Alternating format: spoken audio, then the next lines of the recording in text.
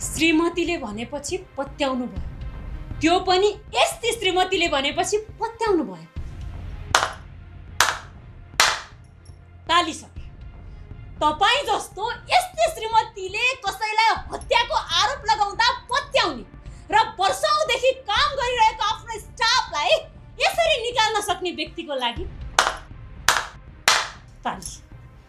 तपाईलाई यस्तै श्रीमतीको विश्वास लाग्यो अनि म हत्यारा लाग्यो?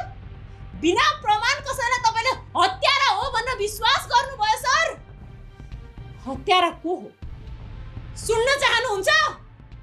तपाईलाई ठुलै झड्का लाग्ला, तपाईलाई प्रेसरले हानेर तपाई ढल्नु होला भनेर मात्रै मेरो श्रीमान र मैले तपाईलाई हत्यारा को हो,